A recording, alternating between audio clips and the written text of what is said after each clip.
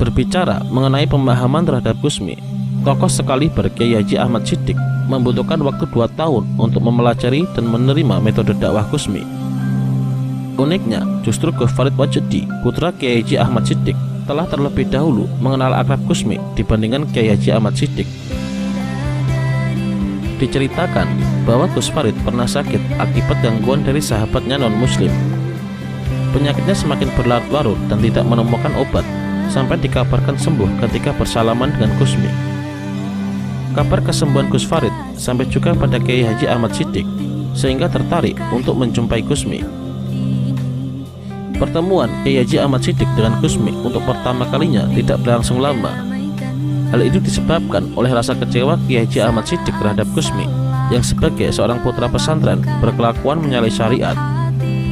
Namun, rasa kecewa Kiai Haji Ahmad Shiddiq terjawab setelah diskusi dengan beberapa ulama yang membahas siapa sebenarnya Kusmi. Puncaknya, Kusmi pernah memberi isyarat dalam pemilihan Rois Am Syuriah PBNU dalam Muktamar Jogja tahun 1989 Masehi. Seminggu sebelum muktamar, Kusmi memberi kabar bahwa Kiai Haji Ahmad Shiddiq akan terpilih lagi.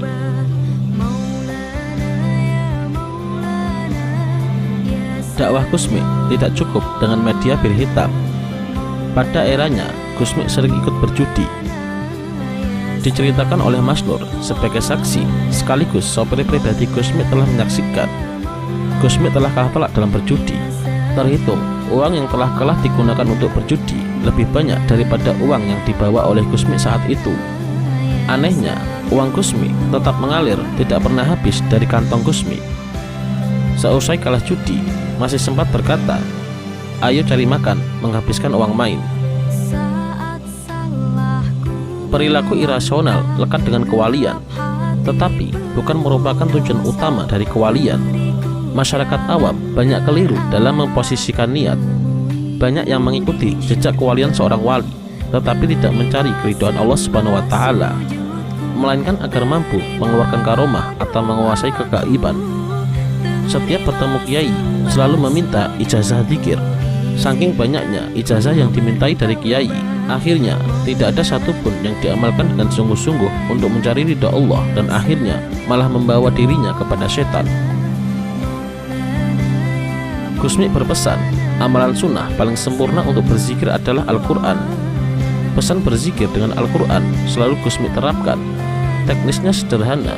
Setiap kali dikunjungi oleh orang, hal pertama yang ditanyakan Kusmi adalah, "Anda samiin Al-Quran bukan?" Jika menjawab bukan, maka Kusmi berkata, "Ya sudah, perahu sana."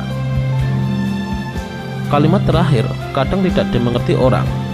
Kata perahu ucapan Kusmi ditafsirkan sebagai kata pengusiran. Sebab di pesantren pelosok dekat dengan Sungai Brantas, melewatinya harus naik perahu, dan hasilnya ketika Kusmi mengatakan perahu sana malah dianggap mengusir. Padahal tafsir dari perahu adalah perahu Nabi Nuh, yaitu perahu keselamatan. Jika sekarang kita merupakan umat Nabi Muhammad, maka perahunya Nabi Muhammad adalah Al-Quran. Jadi jika tamu bukan syamiin, oleh Kusmi dianjurkan untuk ikut semaan Al-Quran. Setelah itu baru bisa bertemu dengan Kusmi. Adalah pemandangan wajar bagi pengikut Kusmi jika melihat uang 1 koper dari hasil menang judi. Dan hal wajar pula setiap kali menang dengan uang 1 koper, Kusmi selalu memikirkan bagaimana dalam sehari uang 1 koper tersebut habis. Jika tidak menemukan ide cemerlang, uang 1 koper tersebut ditinggal sembarangan di pinggir jalan. Materi tidak membuat Kusmi terlena, seperti bosan dengan uang dan seenaknya membuang uang. Karena memang bukan uang yang menyebabkan Kusmi untuk berjudi, akan tetapi untuk berdakwah, yang mungkin metode dakwahnya tidak dapat dijelaskan dengan akal manusia biasa.